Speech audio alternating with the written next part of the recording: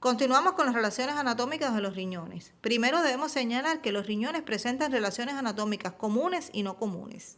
Las relaciones posteriores a los riñones, que la podemos observar en esta imagen, donde estamos observando una vista anterior de la cavidad abdominal, son las mismas en ambos lados. En su parte superior se relacionan con el músculo diafragma, mientras que por debajo del diafragma se relacionan con los músculos cuadrados lumbar y psoas mayor. En esta diapositiva también estamos observando relaciones posteriores de ambos riñones. Se relacionan con los nervios subcostal, iliohipogástrico e ilioinguinal, en ese orden de superior a inferior.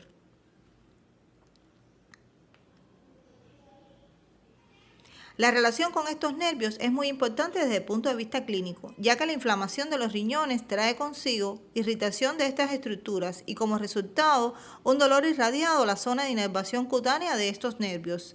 Se produce dolor en la región lumbar, en la parte lateral y anteroinferior del abdomen, en dirección a la cara interna del muslo, así como en el escroto en el hombre o en el labio pudendo mayor en la mujer. Este dolor característico se conoce con el nombre de cólico nefrítico. Observen en la imagen el área dolorosa. Por encima, ambos riñones se relacionan con la glándula suprarrenal correspondiente. Las relaciones de la cara anterior de cada riñón son más variables debido a la simetría y posición de los órganos abdominales. La mayoría de estas relaciones anteriores son no comunes. Solo comparten una relación anatómica común y es el peritoneo, es decir, la hoja parietal posterior del peritoneo. Y es justamente a través del peritoneo que se establecen el resto de las relaciones anatómicas anteriores. Veamos las relaciones anatómicas del riñón izquierdo, es decir, las relaciones anatómicas anteriores. La cara anterior del riñón izquierdo se relaciona con el estómago, el vaso, el páncreas, las asas intestinales y la flexura cólica izquierda. También si la flexura cólica izquierda es muy elevada, se puede relacionar con la parte superior del colon descendente. Observen en la imagen de la izquierda el riñón izquierdo en relación con las estructuras antes mencionadas. Y en la imagen de la derecha se ha señalado en el riñón el lugar específico por donde se establecen estas relaciones.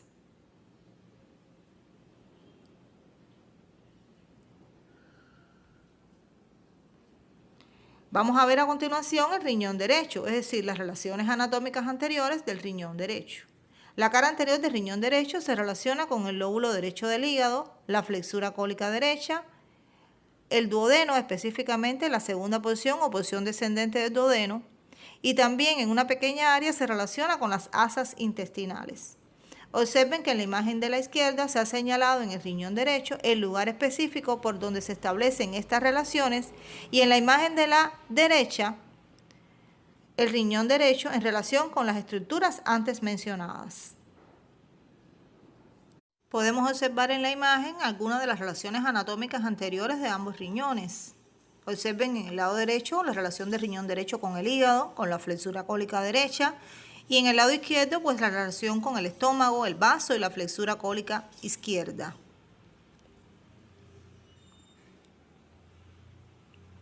En esta diapositiva también podemos apreciar relaciones anatómicas de ambos riñones, pero concentren la atención en las relaciones mediales de ambos riñones. Observen que ambos se relacionan medialmente con los grandes vasos abdominales. En el rincalzo del riñón derecho se relaciona medialmente con la vena cava inferior, mientras que en el lado izquierdo, el riñón izquierdo se relaciona con la arteria aorta abdominal. En este corte transversal de la cavidad abdominal podemos apreciar algunas de las relaciones anatómicas de los riñones. Observen las relaciones mediales antes mencionadas. La vena cava inferior, relación medial del riñón derecho, mientras que la arteria aorta abdominal, relación medial para el riñón izquierdo.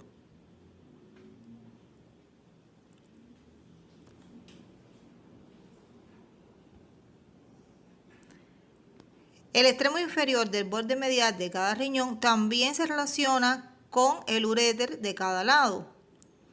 Observen en la imagen las relaciones mediales con los vasos abdominales antes mencionadas.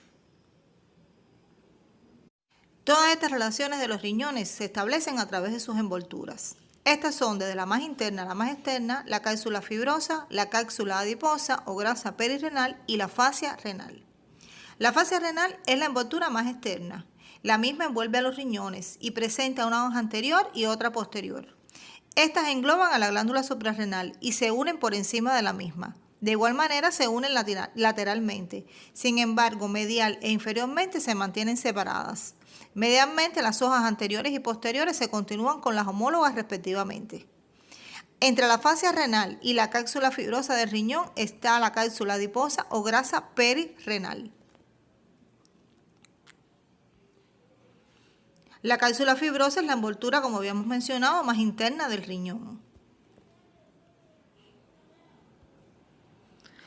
A través de este corte transversal podemos apreciar las envolturas. Observen la cápsula adiposa y la fascia renal, la hoja anterior y la hoja posterior de la misma. Fíjense que la fascia renal es de color blanco, sin embargo aparece coloreada en negro por las ventajas que ello ofrece para su señalización.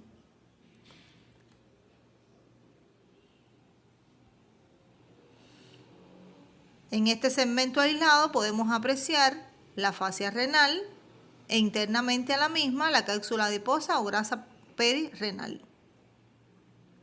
Veremos a continuación los medios de fijación de riñón. Estos son la fascia renal, el tejido adiposo, constituido por la cápsula adiposa o grasa perirrenal y el cuerpo adiposo pararrenal o grasa pararrenal, la presión intraabdominal, la hoja posterior del peritoneo parietal, el lecho renal constituido por los músculos psoas mayor y cuadrado lumbar, así como los vasos renales, es decir, la arteria y la vena renal. En la diapositiva tenemos dos imágenes. A la imagen de la izquierda presenta un corte transversal de la cavidad abdominal, mientras que en la derecha tenemos una vista anterior del riñón izquierdo. Observen la fascia renal. Por fuera de la misma se halla la grasa pararrenal o cuerpo adiposo pararrenal, mientras que internamente a la fascia renal tenemos la grasa perirrenal. Ambas grasas cumplen la función de almohadilla o cojín, las cuales contribuyen a mantener al riñón en su posición, es decir, participan en su fijación. La pérdida de la grasa de manera brusca, casi siempre debido a una pérdida significativa de peso en un periodo breve de tiempo, puede causar la tosis renal o descenso del riñón.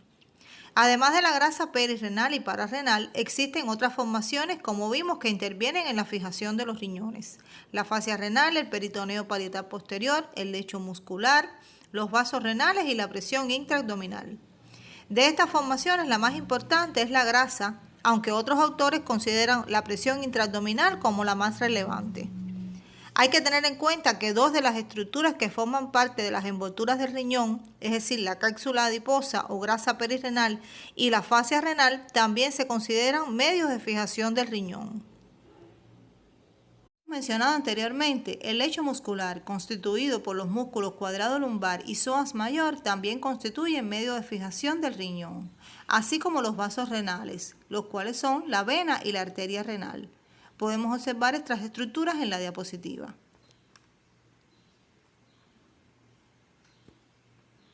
La presión intraabdominal también constituye un importante medio de fijación del riñón. La presión intraabdominal está condicionada por la contracción de la prensa abdominal, formada por el músculo diafragma y los músculos abdominales, donde tenemos en el grupo anterior al músculo recto del abdomen, en el grupo lateral a los músculos anchos del abdomen, que de la parte externa a la interna son los músculos oblicuo externo, oblicuo interno y transverso del abdomen respectivamente, y en el grupo posterior al músculo cuadrado lumbar. Estos músculos, por medio de su contracción, estrechan la cavidad abdominal y hacen presión sobre las vísceras contenidas en la misma, es decir, crean una presión intraabdominal y, como decíamos, en su conjunto forman la denominada prensa abdominal.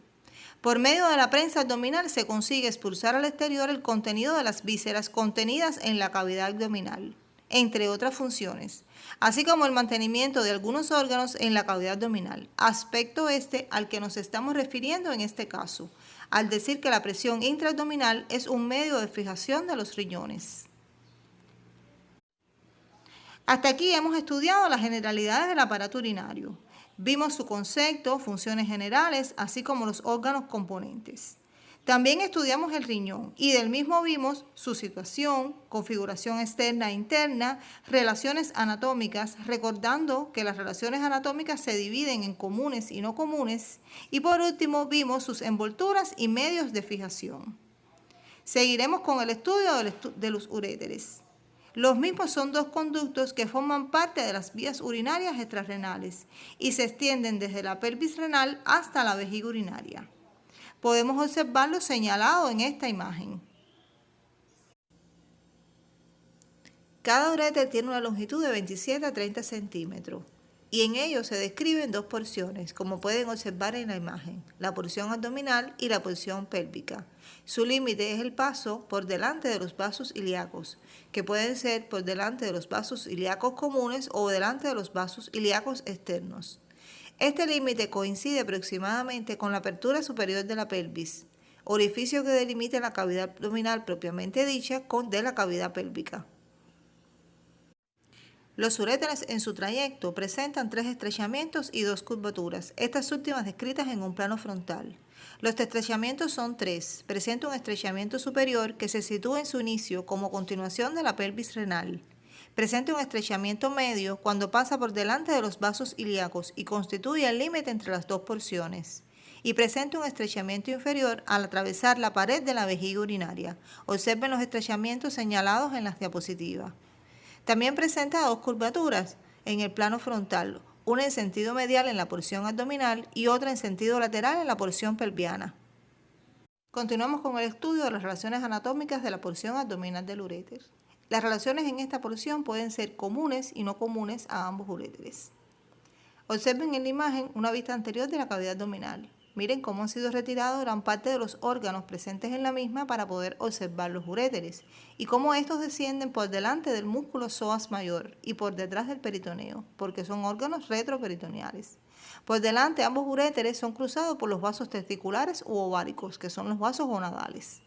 Estas relaciones son relaciones comunes a ambos uréteres. Otra relación común se establece por detrás con el nervio genitofemoral.